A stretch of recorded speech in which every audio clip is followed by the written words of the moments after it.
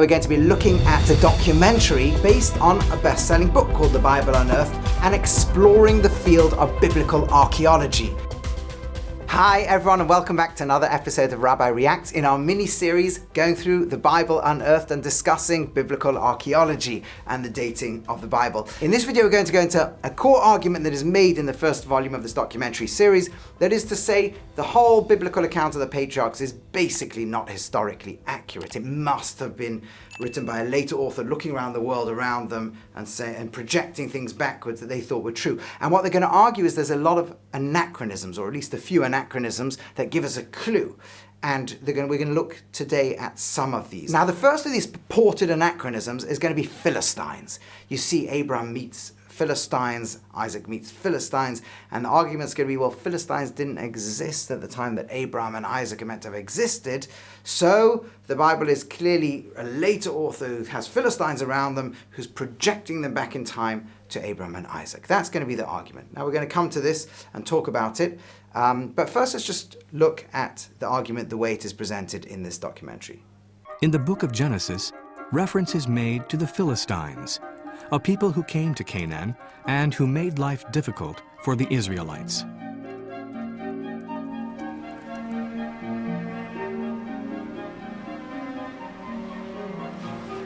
What do we know of the Philistines? That they are part of a group of peoples whose origin is unknown, who came to the coastal plains of the Levant and who were given the name the Sea Peoples.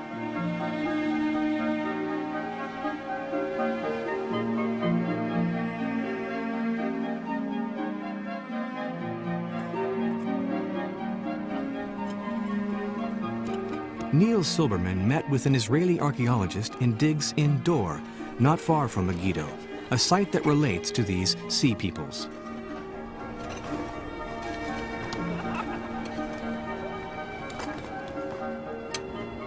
She is trying to identify them and determine their date of arrival.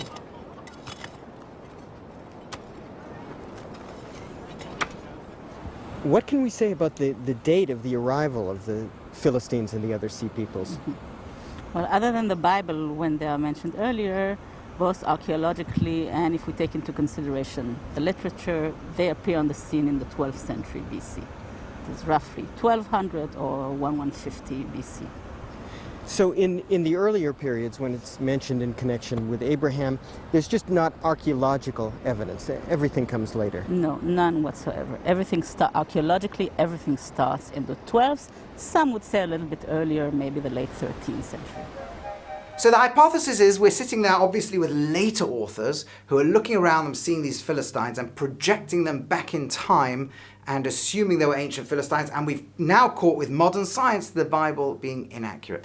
The only problem with this hypothesis is we know a lot about the Philistines in the later centuries, in the era, let's say, from the 10th century downwards, so the 12th century, 11th century, 10th century, and we know the primary concentration of Philistines is in 5 major cities along what is today Gaza Strip, moving up the Israel coast: Ashdod, Ashkelon, Ekron, Gas, Gaza, exactly as the Bible itself describes it in the book of Samuel and the book of Kings and so on.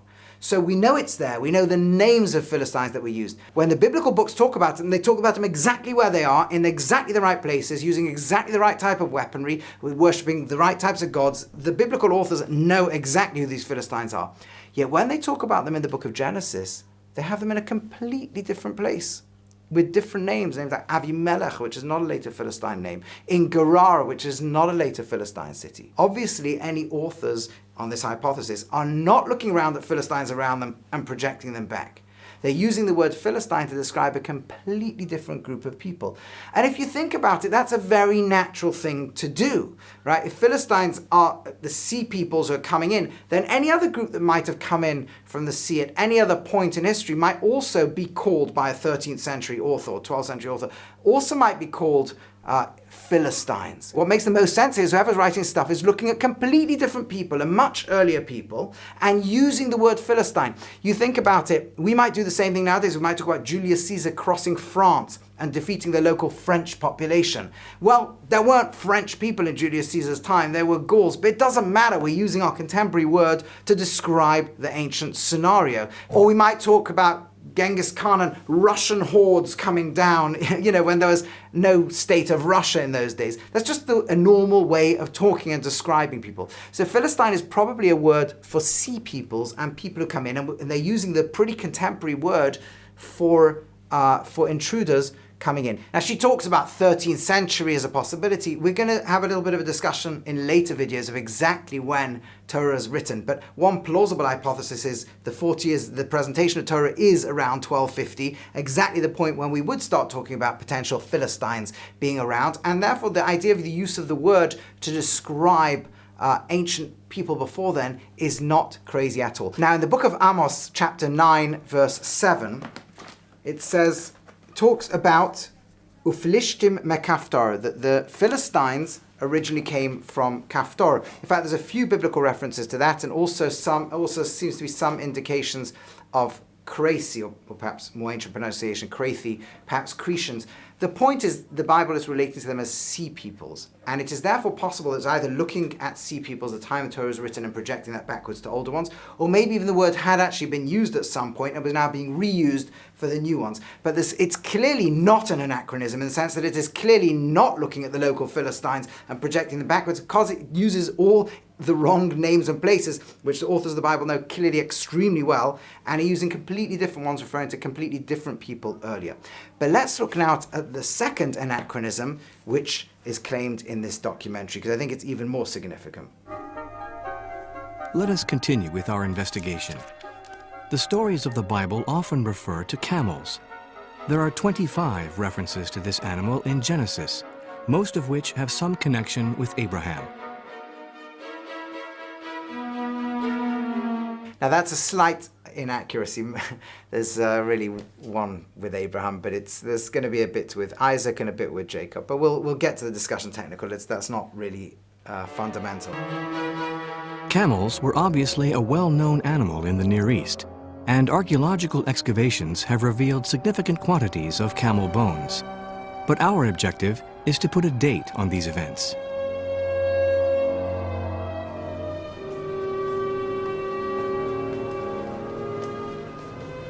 Israel Finkelstein has gone to see Ladar Sapir of the University of Tel Aviv's Archaeozoological Laboratory.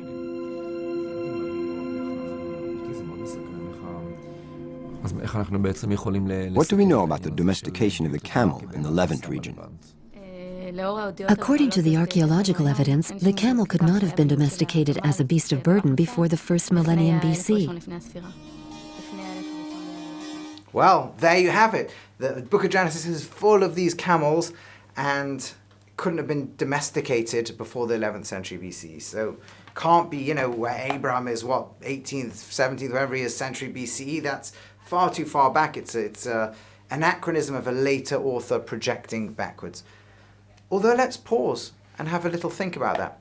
Is the book of Genesis proposing that there's lots of camels everywhere? Well, let's take a look inside. The first occurrence is in chapter 12, when what happens is that Abraham, who in those days were called Abram, and his wife Sarai, and they go down, and Pharaoh first abducts her, and eventually when he releases them and gives them gifts, included in the gifts at the end, which likely means the smallest of the gifts, is camels. So at that point, all that we know is that the Pharaoh of Egypt had camels. We know nothing about any mass domestication. And then we don't hear about camels again until chapter 24. What happens there is Abraham is sending his servant Eliezer out to Mesopotamia to try to find a wife for his son, and there he does have camels, probably the same family of camels that he'd taken with him from Egypt.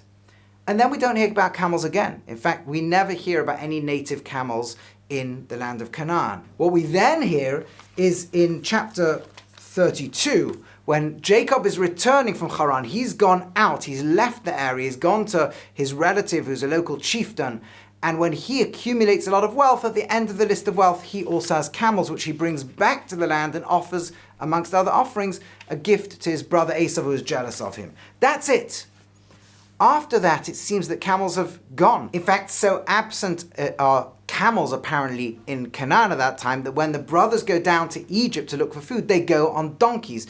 Just for example, chapter 42, verse 25 talks about them, that or 26, they load their sacks al chamareim onto their donkeys, and throughout the story, whenever they travel backwards or forwards in Canaan and Egypt, they're using donkeys. Now, anybody who could use camels would not be using donkeys. Camels are much better travelers of the desert. They can go much longer without water. When camels are domesticated, then everybody's using camels. It seems that throughout the story of backwards and forwards in and out of Egypt, they're using donkeys and not camels. In other words, whoever's writing the Torah most certainly is not using an 8th or 7th or even 10th century picture of things when camels are domesticated. They are envisioning a world in which camels are very rare, picked up a little bit in a royal palace somewhere in Egypt and in some chieftain somewhere out in Mesopotamia, but generally speaking, there aren't camels. This is a world where you need donkeys to travel. And throughout the story, most episodes, they're going to be using donkeys, and camels are incredibly rare. On the contrary, there's an argument the author has an incredibly accurate picture back then. It's not a later author anachronistically referring to an earlier time. In fact, it's almost for sure not a later author, because any later author, using exactly Finkelstein and Silberman's argument, any later author, you would expect to have a world where everybody's traveling back to Egypt and forward on camels. The biblical author gets this exactly right. And by the way, it's not the case that there were no camels at all in the Middle East at that time. Kenneth Kitchen, in his book on the reliability of the Old Testament, has a little piece on this where he makes the following. I'm just going to quote from him. On page 339, he talks about the fact that there's a camel skull that was found in circa somewhere between 2000 and 1400. He talks about the fact that in Byblos there's a figurine of a kneeling camel, hump and a load now missing, but it was originally there in the 19th, or going back to the 19th to 18th century BCE, around the time when Abram would have been taking a camel out of the royal collection of camels or whatever they'd have had in Egypt. From Canaan, there's a camel jawbone, Middle Bronze tomb, also circa 1900 to 1550, etc. And he goes on and lists others. The point is, clearly the camel was not a majorly domesticated animal at that point. That everybody agrees. But there were occasionally ones here or there. It would make sense that Pharaoh may have had a small collection. It may have made sense that somebody out of Mesopotamia would. But that's exactly right. That's exactly the biblical picture. It's perfect. It's exactly what we now know archaeologically. For the main, there's no camels. There's an occasional collection here and there, very exotic and very exciting. But ultimately, they were never a major part of the biblical travel fleet. And in the main, the book of Genesis, they're using donkeys. So these are great examples where in a documentary, it's just blurted out as if there's no other side. Clearly, these anachronisms, clearly the Bible can't be written to the 12th century because it refers to Philistines, can't even be written by the 10th, before 10th century because it refers to camels. And actually, when we drill down, there's a very strong counter-argument to say, in the case of the Philistines, that it's clearly not later people it's referred to. In the case of camels, that the biblical picture actually turns out to be very accurate to second millennium BCE and not very accurate to a later time. So it almost makes the argument that a later author, it's not so likely to be a later author, it's much likely to be an earlier author. Anyway, that's so far. We're going to explore other arguments made in the documentary in coming videos. Looking forward to seeing you there. So now I'm going to bring an example of an argument they bring in the book, The Biblical Stories of the Two Brothers, Jacob and Esau, that's now been identified with ancient Edom. Hi everyone, thanks so much for watching. If you enjoyed what you saw, please click on the like and subscribe and hit the notification button below. Thanks so much.